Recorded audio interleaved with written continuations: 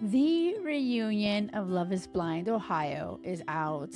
10 seasons, and you guys, it did not disappoint. I want to jump right into it. The person I hated the most, truly, it was Alex. Alex takes the cake of being like, the grossest. And this is why I don't trust him at all. Everything he says, I just don't believe a word he says. And it just gives me that feeling of like, oh my gosh, I need you away from my space. I need you away from my eyes, my life. Like, honestly, it's actually shocking to me, how he even got on the stage, like how he even got on the show. That's what I'm like really curious about. I'm like, how can the casting people, Love Is Blind, not realize and hear the bullshit in his voice, you guys? And this is such gold for you, because if you meet anyone like Alex, run massively. And so let's get into the details of why I hate him so much. Hate's a strong word, but whatever. I freaking do not trust him, don't like him. And something that I had to mention, because it came up before and it came up again, this whole period thing about Alex. Oh my God, this is what I cannot stand, okay? Is when a stupid man, right? Like, he doesn't know about women and their bodies and their cycles, and they try to make it seem like, oh my gosh, it's so gross. And even Ashley was like, oh, you slept with a pillow in between us. And I just feel, men, first of all, he's not a man. Like, he's a child. He doesn't know. Like, he doesn't know shit. But I feel like we need to do better. Like, men need to do better. I feel like guys who are watching this show, if you don't know about women's cycles and what's going on, like, learn about it. Um, be inspired by Alex's stupidity. Be inspired and do better, because I really feel that, I have two daughters, I freaking 12 and 14, and I'm so much about empowering women. And I'm like, this is our fucking superpower. Like, let's go. And to date a guy that is trying to make you feel a certain type of way because you have your fucking period, I'm like, Alex, you're an idiot. Truly, I'm like, we are in 2026. We have to do better. Like, what is this? And so, yeah, I feel like if it wasn't enough that Alex was full of lies, gaslighting Ashley, like, I can't stand like the way he wasn't even taking care of his appearance, like all the 3 million things that he was doing. Then you throw on top of him just like the way he spoke to Ashley about her being on her period. I cannot be proud. Like, this is the thing, you want to be proud of the partner you have. The way he was speaking, it was so cringe. I'm like, are you this dumb? And Ashley still sat there talking to him. And it's like, you just can't talk to stupid. You just can't. I'm just like, Ashley, what are you doing? So yeah, yet another reason I was shocked of like why Ashley stuck it out. And Ashley said on the reunion, like, I don't want to talk about the period anymore. But I'm just like, Ashley, like, girl, that was yet another massive red flag. And we're not here to teach and be like, okay, let's go back to freaking middle school where you should have learned this shit, right? And just have maturity about everything. And not only that, his fear of getting trapped. He's talking about all these things that Ashley hasn't healed from. What the fuck have you not healed from, Alex? Like, there's a list full of things that you've got issues with. Abandonment issues, entrapment issues. Like, the list goes on with you. So give me a fucking break. Yeah, I can't with him. And how he tries to say how Ashley hasn't healed. You guys, I almost wanted to like bash him. I'm like, ew, like his face. Like, honestly, he needs that guy. I just feel like he needs to get punched in the face. He does. Tell me you don't feel that, right? And how he says, yeah, Ashley hasn't healed from her past relationships, and she, was cheated on in her past, and she's trying to bring those patterns into this relationship. That's why she's questioning him so much. And what a freaking gaslighter. Wrong, Alex. That's not what it is, you freaking idiot. Ashley has learned from her mistakes, and she does not want to put blinders on and not ask questions. Because all of us have done that in the past where we've dated somebody where we don't ask questions, we put the blinders on, we don't want to rock the boat. Sometimes we feel it in our intuition, like this guy is not good for us, but we are so just wanting to be loved, and you just don't ask the freaking questions. I think it's amazing that Ashley was asking the questions. And that doesn't show anything that, oh, she hasn't healed. No, she has learned, and she is wanting to know things about Alex. And for him to have such a problem with questions is because he's a lying sack of shit. So, my Alex, we don't like you. We don't. No one likes you. Oh my gosh, I can't imagine a girl actually dating him after watching him on that show. Like, he is not to be trusted, ladies. And so, like, at the end of the day, Alex talks such a big game, right? He's always like these analogies, like, oh my God, it's like a soccer match. And I love how freaking Nick Lachey was like, oh, if you compare this to a soccer match, and Alex got stumped, like, this is a good question. It's like, we're tied. It's 3-3. I'm just like, oh, I can't believe I actually cannot stand him more than I can't stand Chris. Like, that's what was shocking to me too. Let me know if you feel that. Like, do you also feel like, wow, I can't stand Alex more than Chris? Okay, so I'll get to Chris in a second. I just want to like finish this where, you know, Ashley said that she woke up that morning, she wrote out what she was going to say to him, and got in that wedding dress, knowing very well what she was going to do. And so this is where I'm like, oh, geez, Ashley. Like I said this in my last episode, I did not agree with her getting in her wedding dress. And like, now you're going to have a memory that's so gross with Alex in it. I just feel like Ashley deserves more. But yes, I understand. Like, she's on her journey. She's finding her confidence. And Alex deserved that, and probably for sure a punch in the face. Okay, so I'm so happy that they're not together. Ashley cracked a joke like, yeah, we're together. Like, thank God they're not. But let's talk about someone who's not together. And I called it on the last episode, right? Jordan and Amber. Surprise, surprise. I knew, oh my gosh, you guys. And this is where I feel like we got to know this. Jordan was on the brink of saying no. He was so freaked out. Like, I was not ready at all for marriage. And, you know, Amber, bless her heart, like, she is, you know, a mom trying to be amazing. She's awesome, and trying to make it work with this guy. But notice something so important: how Jordan fails miserably. And so this is a lesson for you. If you have a Jordan in your life where it's a guy that says, I love you, you're amazing, but then his actions do not align with his words, he's full of shit. And that's what happened with Jordan. Jordan went back to his real life. He never moved to where Amber was living. He wanted to live where the bars were, where his friends were. He was going out with his friends, partying with them, and then on the weekend expecting Amber to drive and see him and make the effort and be an amazing wife.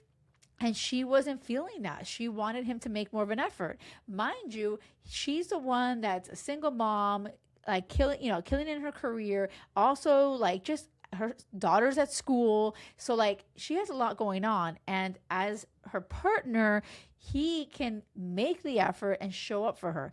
But she was not his priority. This is what I want you to think about. As you are going out and connecting with people and dating and whatever, are you feeling like you are a priority? Because if you are not, run. Truly, it's a mind bite moment. They do not deserve your beautiful energy or time, okay? And so Amber gave it 4 months with this freaking loser. You know, the guy, like, it's so funny. Amber was like, oh, he's not as bad as Chris. Like, Amber was like, I hate you, Chris. I still hate you. And like, I love her for that. She's hilarious. But this is, you know, sad, right? Where you're like, oh, he's not as bad as Chris, so let's give him a chance. Like, that's not what we're going for, ladies. Our standards need to be higher than the Jordans, higher than the freaking Alexes and the Chris's. You know, this has to be known. I want to make it crystal clear that these men on the show that I'm just mentioning right now are pretty awful. Like, honestly, like, it's gross. My husband blows these guys out of the water, and I want your brain to have evidence of amazing men out there. And I promise you, there's so many amazing, great men. These men on the Ohio Love is Blind is not a representation of what the fuck is out there, because if it was, I would tell you, like, throw in the towel. You guys give up now. It's better to be alone. It's better to be alone than a freaking loser who's going to drain your beautiful energy. So yeah, I would tell you that, but that's not the facts. That's not true. I don't know what happened on this season, but it's a shit show with the men. And I promise you that is not the reality of the entire world. There are so many great men. And so, like, let's focus now on, we said bye-bye to Jordan, bye. And now we're going to talk about the great guy, Vic. Oh my gosh, you guys. I love Vic and I love Christine. And something that I really love about their relationship, he talks about faith, and they talk about faith and how important it is. And he said something so beautiful on the show. He said, I can't see you, but I see you. And I love that. Like, that just gives me goosebumps. Like, wow. Like, he really is a very soulful person, very full of purpose, a deep, emotionally mature man. And like, trust, this is what exists. And this is what I want for you, right? Someone who cherishes you, who prioritizes you.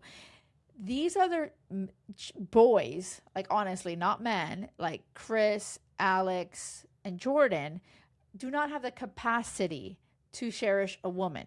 Like, they don't even know what it is to love a woman like that. And so, yeah, don't go for those freaking man-child bullshit. We want to go for the Vicks in the world. And like, my husband, Will, is like that. Okay. And so I do, for me personally with Will, like, faith is huge. God is the center of our relationship. Like, it is absolutely necessary. It's so important to us. Do I say to you, like, oh, if you don't believe in anything, then you're doomed? No, I don't know that. But what I do know is that faith has been a huge part of our journey, and with our children too, right? But it really centers us, and it makes us never take each other for granted. We're super grounded. You could feel that energy with Vic and Christine. Vic was saying, Christine is the greatest gift that God has ever given me. Like, I remember Will saying that to me when I first met Will. Will said, first of all, he thought he was an atheist. And I go, wait a second, you don't believe in anything? He's like, oh no, I believe in something. And I'm like, oh, so you're agnostic. Okay. I grew up Catholic, and but I had a very like weird relationship trying to find my own way to God, right? But I, didn't feel very like, I didn't go to church every week or anything like that. But I was very spiritual more than anything. And Will was so curious about it and so respectful of that. And he was like, just asking questions and tell me more. And he would go to church with me, things like that. Mind you, he proposed on our 6-month anniversary. And then he's the one that said, I want to get married in the church, because his grandmother, he was so close to, who would make rosaries every single day. She said, I will make rosaries every single day until all of my grandkids start going to church every week. Of course, she died making rosaries every single day, because of course the grandkids, I think she had like, I don't know, idea, like 12 of them or something, didn't end up doing that, right? But bless her heart, Mamu, we love her so much. And even our second daughter, Bella, is named after her, Bella Marie.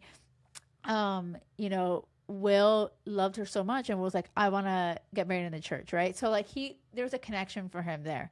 And then when we went to Hawaii, you guys, this is what reminded me of Vic and Christine. When we were in Hawaii for our honeymoon, like, Will felt so much love for me and so blessed. And he's like, how can there not be like a God? Like, this is so beautiful, whatever.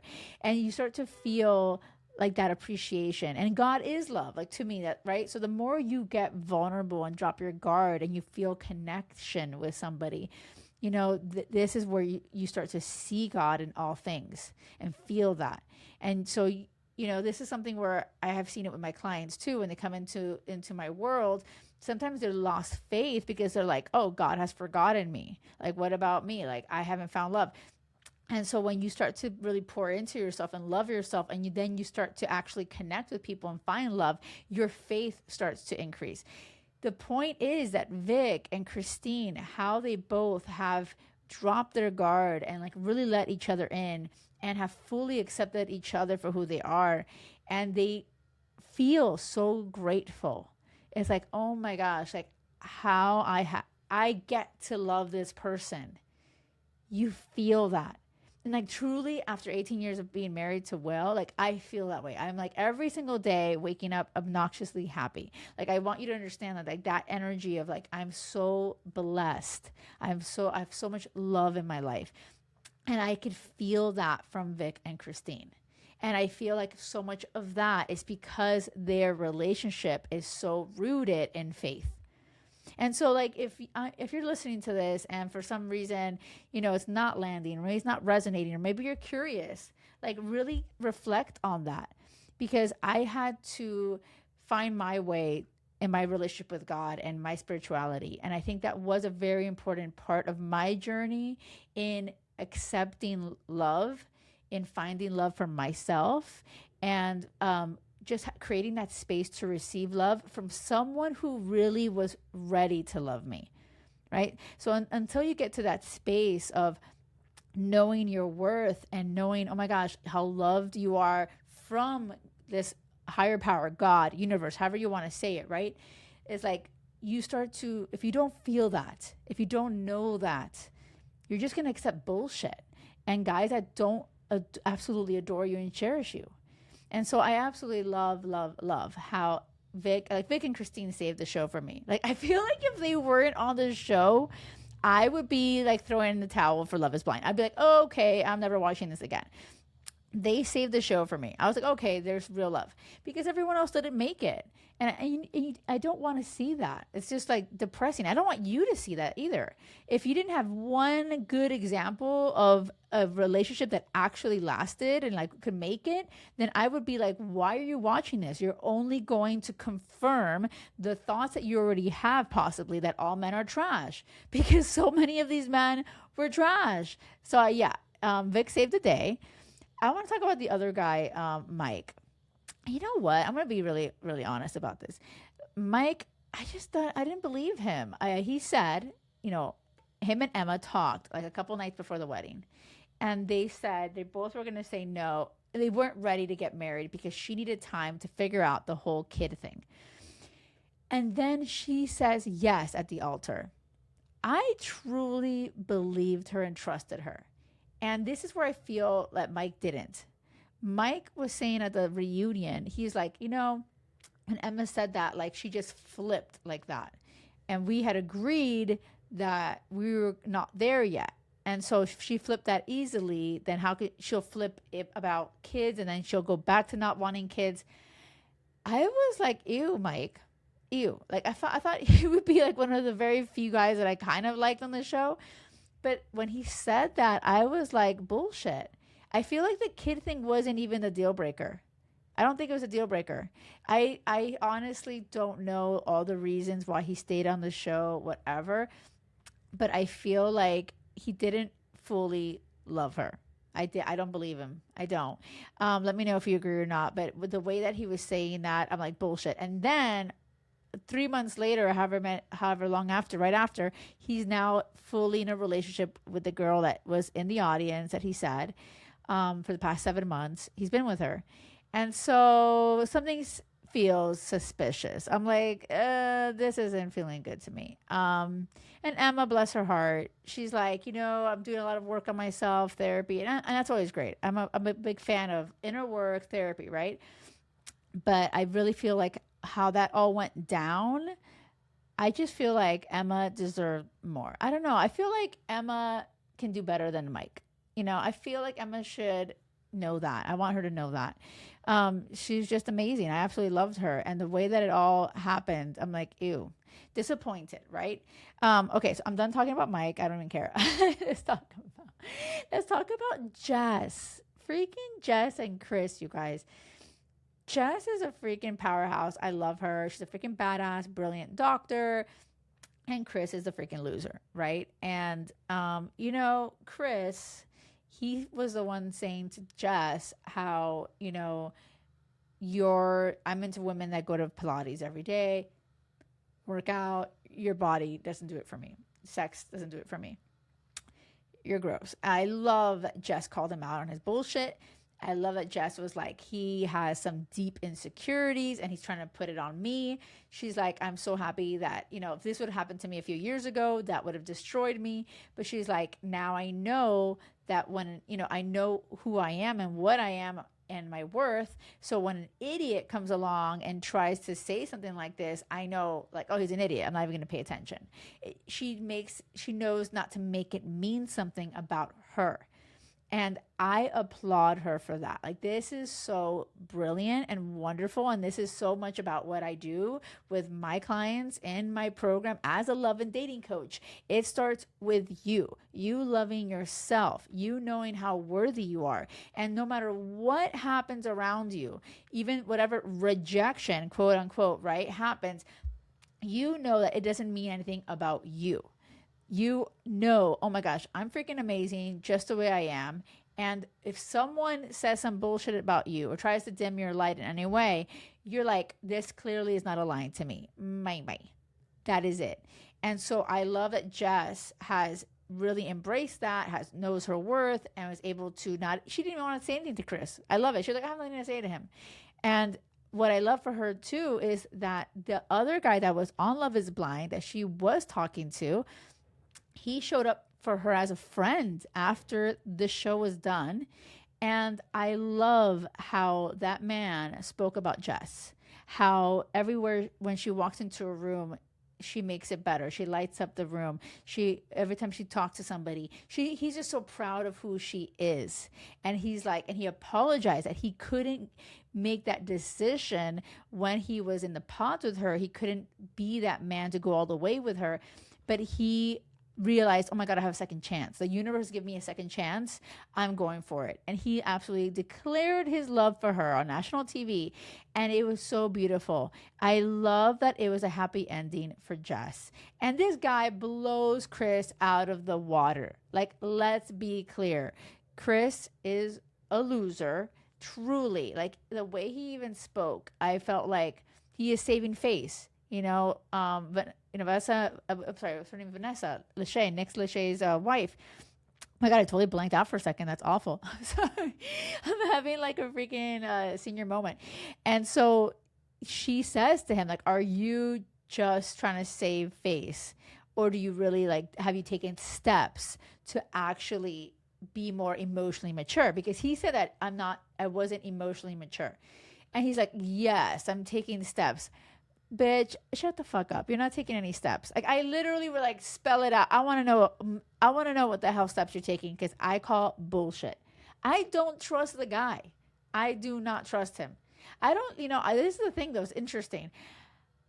Even though Chris is so gross in the way and he's grimy, like he looked grimy, right? It was this really grimy feel.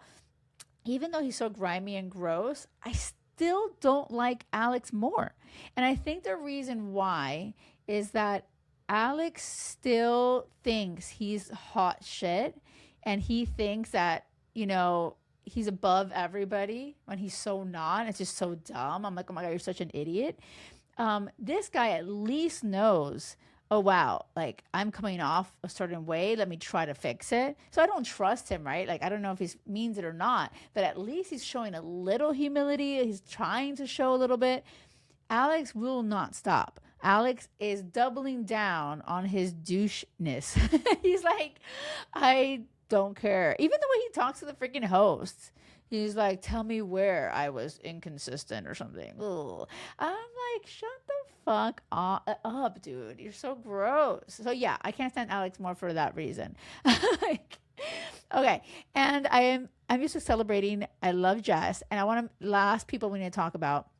Actually, wait a second. I almost fucking forgot about Devontae, you guys. Did you see that Devontae? I can't. I was shocked. Obviously, you're listening to this, so this is like spoiler alert again, right? Just in case. But Devontae is engaged now. Not to Brittany. I love how Devontae is like, I'm not ready for marriage, but now I'm engaged and we're having a kid. I can't with Devontae. And Brittany, poor thing. Like, Brittany, I just feel needs to do some more work where she gets to that place where Jess is at. Where Jess has that energy of like, oh, you're an idiot. Bye bye. I don't want you. I still don't understand how Brittany is saying, I fell in love with him. I fell in love with him. Like, I want to understand what you fell in love with. Like, I actually want to micromanage the shit out of that. Like, I don't know why no one asked. I want to be like, wait, you're in love with him. She's like, all of him. I'm like, okay, let's start. Number one, what do we love about Devontae? I seriously don't know. Like, I still don't know. I'm clueless. I don't understand it. I do not understand it. And I think that Brittany needs to reflect on that, because if she reflected and really kept shit really real, she'd be like, wait, I maybe never really loved him. And maybe I was just so desperately trying to get married. And like, that requires a massive level of awareness and a massive, putting your fucking ego to the side and saying, oh shit, I was wrong, or I made some mistakes. Like, it requires a lot of vulnerability to say that. She's not there. She is convincing herself that she was in love with Devontae. That's where I think she's going wrong. She is going wrong with that. I think it's a huge mistake, because if she thinks Devontae was worthy of her love, oh gosh, you guys, like, the next thing for Brittany, it's going to be a shit show. It's going to be another shit show. It's going to be, we're on the hamster wheel, you guys. Remember, you've been there, right? When you get rid of one loser, like a guy is full of potential, you think it's going to work out and it doesn't. You get out of that, and then next thing you know, you're back in a relationship of bullshit. And then you're wondering what's happening. But yeah, when you're putting a guy on a pedestal, Devontae does not belong on a freaking pedestal. Like, let's get real. Like, this is not, like, what world are we living in? And this is what I'm always saying. You have a lens, and your lens, with every experience you have, gets all freaking shattered and blurry. You can't see straight. I'm like, Brittany, you are not seeing straight, girl. You are not. You're missing it even a year after this happened. Oh my gosh. I'm bracing myself for her. So she's single right now, but I'm calling it. If she doesn't get really crystal clear on it, I am worried that what's coming up next for her is like another Devontae, another guy that is unable to commit, who will make you feel like, yeah, give you breadcrumbs, keep you around, but then end up leaving you and then knock up some other girl and go marry the other girl. And I don't want that for Brittany. Brittany, girl. So yeah, I want her to take a step back, reflect. I would love for her to listen to this freaking podcast and be like, oh shit. Yeah, Devontae was not worthy of my love. Like, what did I love really? And fuck, let me burn that wedding dress. Let me burn that wedding dress. Oh my God, I hope she did. They should have asked about that. Okay, and the last one I want to talk about is Connor and Bree. Connor. So I was actually surprised. Connor and Bree are together. And I'm like, wait, what? So I actually feel like Bree, won me over on the reunion. She was so, like, I believed her. Like, I believe that she really took ownership and accountability for talking to Chris as long as she did when Chris was hitting on her massively. I did not agree at all with the way she handled that. I was like, why are you entertaining this douchebag? And so she owned it. She was like, I shouldn't have done that. And it was a disrespect to Jess too. So she really was she accountable for that. And that shows massive emotional maturity. And so that won me over. I love that for her. And then the way she spoke about Connor, I believed her. I felt like she really does love him and cherish him, and she appreciates all of him. He looked like he finally cleaned up a little bit too, which is great. I feel like not every guy, like none of us have to have it all together, but you always want to be growing and elevating. And when you have the right partner, you guys are inspired by one another. And I think that's what is happening with the two of them. They are inspiring one another. They're bringing out the best in one another. I am like, yay. I'm like, yes, I'm here for it. So I feel like this time around, they're going to make it. This is what my guess is. I'm like putting bets. Let me know what has landed for you. What have you agreed, not agreed with? I need to hear from you guys. Oh, I need to say one last thing because I freaking forgot to say this, you guys. It was so funny. I had to stop because so many of my clients that I talk to, they talk about long distance. I love how Jordan and Amber only live 45 minutes apart. You guys understand that. 45 minutes only. And he wouldn't show up for her. This is what I'm trying to say, is that distance is not the issue. It's really not the issue. It is the person that you are dating. Are they aligned with you? Do they want the same things in their life? Do they value you? Do they say, I am going to make you a priority and freaking go and show up for you? And Jordan was not there. He's a man child. He wanted to drink with his friends and party. And he can fuck right off. Like Amber dodged a bullet. And Jordan didn't bring out the best in her. He didn't. Amber was saying she was struggling with getting angry with him. Her insecurities were getting triggered because in the past she also had these issues, trust issues. And he was not reassuring her because his actions were showing that she's not a priority. So yeah, Jordan, you win an award for not being the biggest douche like Alex or Chris, right? But no, you're still not showing up for your partner. And for that, I don't like you. I don't like you.